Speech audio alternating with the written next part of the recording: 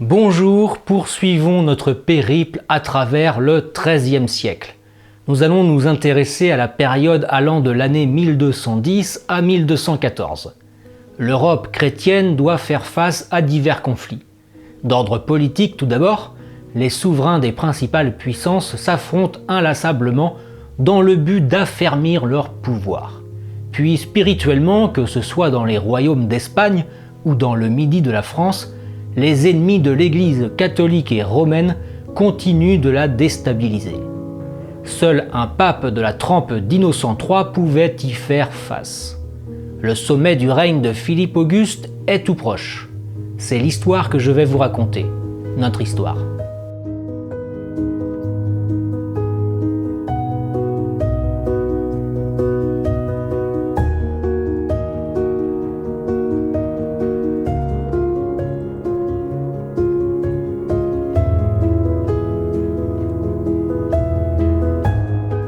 Raymond VI, le comte de Toulouse, cherche désespérément à s'affranchir de combattre l'hérésie albigeoise sur ses terres du Midi.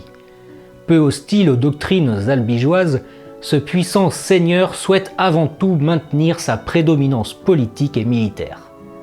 Pour exercer pleinement son pouvoir, il doit coûte que coûte faire lever l'excommunication prononcée à son encontre par le pape Innocent III. Il se rend alors à Rome et plaide sa cause auprès du souverain pontife qui finit par accepter de lever l'interdit et l'excommunication. Mais en contrepartie, il va devoir se justifier devant un concile à Saint-Gilles. Simon IV de Montfort, le chevalier œuvrant au nom de l'Église sous les ordres d'un légat pontifical, de son côté poursuit inlassablement ses opérations militaires avec un seul but, l'éradication de l'hérésie albigeoise. Le 15 juin 1210, Simon de Montfort se présente devant le château de Minerve et entame un siège. La soif et la maladie finissent par achever le moral de la population. Le 22 juillet 1210, Arnaud Amaury, le légat pontifical, promet la vie sauve aux 150 hérétiques présents dans la forteresse, à condition qu'ils se réconcilient et qu'ils obéissent à l'Église. Seules 3 femmes accepteront de revenir dans le giron catholique. Les autres hérétiques seront brûlés sur ordre de Montfort. Les racines de l'hérésie cathare sont profondes. Simon IV de Montfort va œuvrer sans relâche à la reconquête militaire du Midi quand, en parallèle, Saint Dominique et les siens œuvrent à la reconquête des âmes. Les prises de Montfort en cette année 1210 ne sont pour le moment pas exceptionnelles, mais elles sont stratégiques. Avant de s'attaquer au cœur du pouvoir que représente Toulouse, il récupère des châteaux, des vicomtés comme Castres, Albi, Pamiers ou encore Mirepoix. Au milieu de l'année 1210, le pape Innocent III va prendre 2 décisions qui résonnent encore aujourd'hui. La reconnaissance, dans un premier temps orale, de l'ordre des franciscains mené par le futur saint François d'Assise et la reconnaissance officielle de l'Université de Paris au lieu de l'enseignement théologique au Moyen-Âge. Dans le nord du royaume, en octobre 1210, le roi Philippe Auguste entend bien mettre fin à la guerre qui l'oppose à Guy II, comte d'Auvergne. Il confie au seigneur Guy de Dampierre le soin de récupérer Clermont. Le comté d'Auvergne est en train, doucement, d'entrer sous domination capétienne. Le 6 février 1211, Raymond VI de Toulouse peine à convaincre les seigneurs francs et le légat pontifical de sa bonne volonté d'extirper l'hérésie. Il se fait excommunier à nouveau officiellement le 17 avril par le pape Innocent III. Par conséquent, ces terres sont à la merci du premier seigneur franc venu. Simon IV de Montfort entend bien, lorsque le temps sera venu, profiter de la faiblesse du comte de Toulouse, mais en attendant, dès mars 1211, il va diriger son prochain combat du côté de l'Avor, centre cathare important sous influence toulousaine. Simon de Montfort peut compter sur le renfort des seigneurs du Nord, tels que Enguerrand de Coucy ou encore Pierre II, évêque de Paris. Le siège prend fin le 3 mai 1211, à l'issue duquel les seigneurs Emery de Montréal et Raymond de Ricaud, ainsi que leurs soldats, sont capturés. Emery de Montréal et ses soldats qui par le passé avaient prêté allégeance à Simon de Montfort et avaient depuis renié leurs paroles, sont punis de mort pour félonie, quant aux autres, qui n'avaient fait qu'obéir à leur seigneur, sont envoyés en prison à Carcassonne. Guiraude de Laurac, la maîtresse de la ville, sera lynchée et jetée dans un puits. Le cœur du pouvoir, Toulouse, est à portée de main. Simon IV de Montfort fait route vers la capitale du comté et met le siège à partir du 15 juin, mais malgré quelques attaques victorieuses, le siège ne progressant pas assez vite, est levé le 29 juin 1211. Ce n'est que partie remise. L'heure n'est pas encore au repos. Des contingents de croisés arrivaient régulièrement du nord, permettant ainsi à Simon IV de Montfort, qui devait être sur tous les fronts, de bénéficier de troupes fraîches. Sur les conseils de Hugues de Lacy, il se tourne vers le château de Castelnaudary. Les ennemis de Montfort, constatant la faiblesse militaire de la place, sentent l'occasion d'en venir à bout des croisés. À peine Montfort et les siens étaient-ils installés que Raymond VI de Toulouse et ses nombreux soutiens arrivent et s'installent devant les portes de la ville. Montfort est en infériorité numérique si bien qu'il fait envoyer un seigneur chercher du renfort. Quand le comte de Toulouse apprend l'arrivée d'un contingent de croisés mené par Alain de Roussy, il finit par lever le siège. 1000 occasions de vaincre le camp croisé s'étaient présentées au comte de Toulouse, mais ce dernier ne brillait pas par son courage et son génie militaire.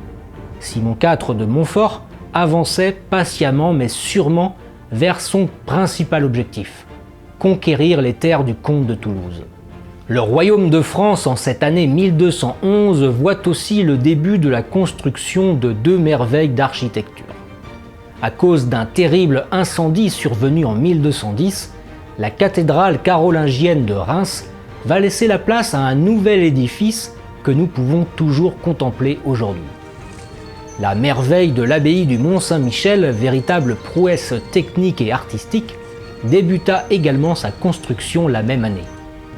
Pendant que les seigneurs s'activent pour mater l'hérétique albigeois dans le midi du royaume, Philippe Auguste, quant à lui, va être mobilisé dans le nord du royaume. Après avoir raflé les possessions du roi d'Angleterre, Jean sans Terre, à l'ouest, c'est au tour de Renaud de Damartin, comte de Boulogne et de Damartin, de provoquer le roi de France. Le souverain capétien qui avait marié son fils Philippe de Urpel à Mathilde, la fille de Renaud, le suspecte d'agir contre la couronne de France. Tout d'abord, en 1211, le comte fortifie une de ses possessions en Normandie, puis refuse de comparaître devant le roi de France suite à un différend avec un évêque, et enfin, acte de trahison par excellence, il rend hommage au roi d'Angleterre. La réaction de Philippe Auguste sera radicale. Il lui confisque le comté de Boulogne. Les affrontements incessants du roi d'Angleterre contre le roi de France, auxquels s'ajoute la trahison du comte de Boulogne, ne laissent rien présager de bon. En mars 1212, à Cologne, en Allemagne, un jeune berger prénommé Nicolas, rempli de zèle, s'adresse spontanément à la foule. Il soutient avoir reçu un message de Dieu, l'invitant à aller libérer la terre sainte du joug musulman. Électrisés par son discours, des milliers de personnes s'amassent autour de lui et le suivent dans ses pérégrinations. Les voilà sur les routes direction la Terre Sainte. Ils longent tout d'abord le Rhin, puis traversent les Alpes. Beaucoup succomberont au périple. La croisade germanique prit fin rapidement lorsque les pèlerins s'aperçurent qu'aucun miracle n'eut lieu, contrairement à ce que le jeune prophète autoproclamé avait annoncé. Tout le monde se dispersa et nul ne sut ce qu'il advint du jeune Nicolas. Au même moment, le royaume de France connut également son déplacement massif et spontané de pèlerins. En juin 1212, Étienne, jeune berger du village de Cloix-sur-le-Loir, appelle lui aussi à la croisade. Des milliers de pèlerins se regroupent autour de lui en direction de Saint-Denis pour avoir l'aval du roi de France. Approbation qu'ils n'auront jamais, mais qu'importe. Ils poursuivent leur route vers le sud du royaume et arrivent enfin à Marseille. Comme les pèlerins allemands, les Français attendent eux aussi un miracle qui ne vient jamais. Quand tout à coup, deux commerçants marseillais leur propose de leur affréter 7 bateaux en direction de la Terre Sainte. Miracle! Sauf que ces pèlerins animés d'une foi ardente finiront vendus comme esclaves aux Arabes. On appela ces 2 croisades la croisade des enfants en référence à la jeunesse des pèlerins. Les 2 expéditions se caractérisaient plus par la pauvreté des participants que par leur jeunesse. Enfin bon, ces 2 histoires qu'il faut prendre avec des pincettes tant elles comportent une part de mythe et de légende, montrent avant tout l'élan millénariste qui traverse les XIIe et XIIIe siècles. Retournons dans le midi du royaume. Le roi Pierre II d'Aragon, aussi comte de Gévaudan et seigneur de Montpellier, mobilise momentanément sa puissance militaire vers une autre menace que celle des croisés francs dans le Midi. Le pape Innocent III, qui est sur tous les fronts, soutenu par tous les royaumes chrétiens d'Espagne, lance un appel à la croisade contre les Arabes almohades d'Espagne. Le 16 juillet 1212, à la bataille de Las Navas de Tolosa, les royaumes chrétiens remportent une grande victoire et ainsi marquent une étape importante de la Reconquista.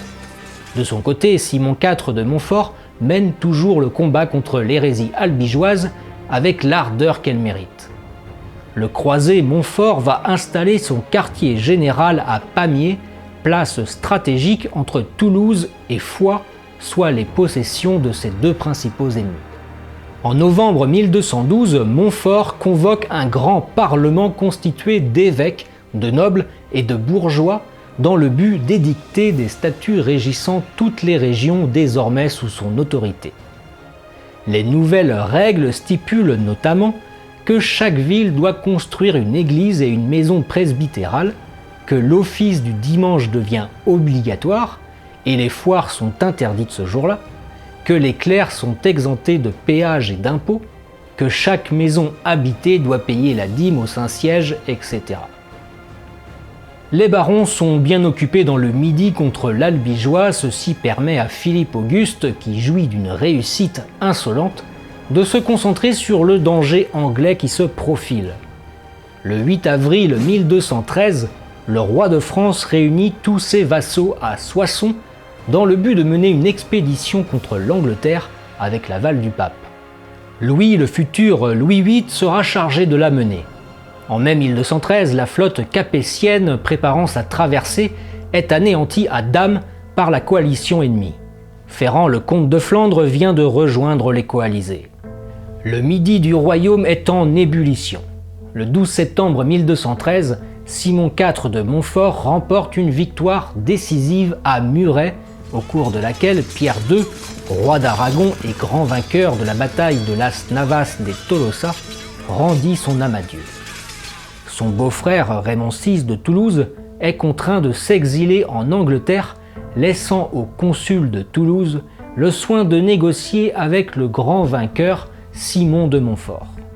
En ce début d'année 1214, le royaume de France, menacé par une puissante coalition, va vivre un moment décisif de son histoire. Jean Santerre, qui lorgne sur le puissant territoire capétien, débarque le 16 février 1214 à La Rochelle. Une attaque anglaise se profile par le sud.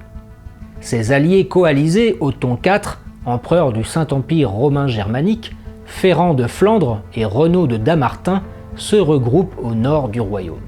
Philippe Auguste, ne pouvant pas diriger l'hoste royale sur 2 fronts en même temps, est en grand danger. Il charge son fils, le prince Louis, de garder la Loire contre l'Anglais avec l'aide de 14 000 hommes. Le roi, lui, se chargera des assaillants au nord. Le 2 juillet 1214, Jean Santerre s'arrête devant la forteresse de la Roche-aux-Moines, dans le Maine, et prépare un siège. Louis et ses 14 000 hommes arrivent à grande foulée, et devant un tel déploiement de puissance, le roi d'Angleterre préfère fuir en Angleterre avant même de combattre. La menace anglaise était désormais écartée. Même si Louis et ses preux chevaliers galopent bien vite renforcer les troupes royales au nord, Philippe Auguste demeure en infériorité numérique sur le champ de bataille.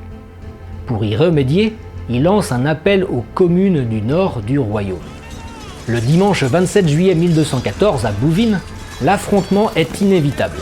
Cependant, l'Église interdit formellement tout combat le dimanche, jour réservé à Dieu.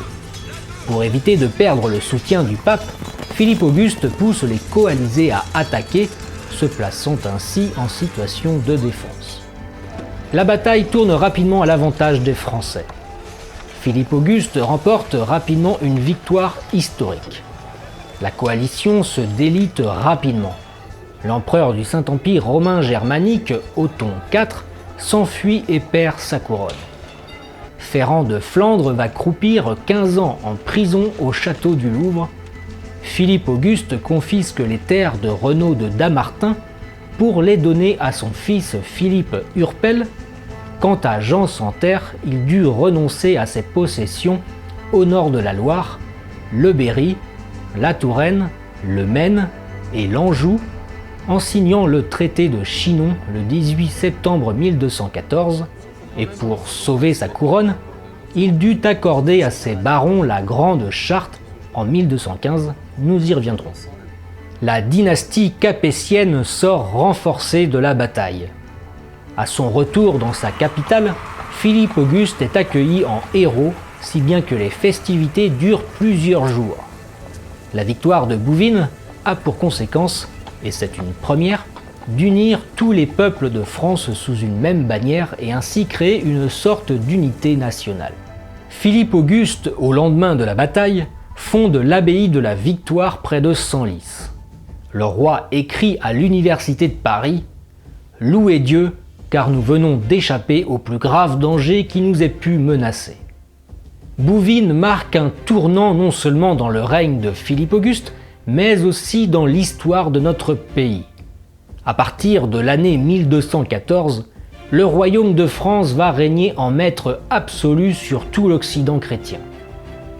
La puissance politique, militaire, diplomatique et économique dont bénéficieront les successeurs de Philippe Auguste tire son origine, entre autres, un soir de juillet 1214.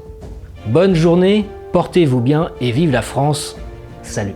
Vous avez aimé cette vidéo? N'oubliez pas de vous abonner à la chaîne et d'activer la cloche pour être tenu informé de toutes les prochaines publications, de laisser un commentaire et de partager la vidéo. Et si vous voulez soutenir mon travail, n'hésitez pas à faire un don via ma page Tipeee ou bien de commander un livre de ma maison d'édition, les éditions Vox Gallia. Merci et à très vite, vive la France!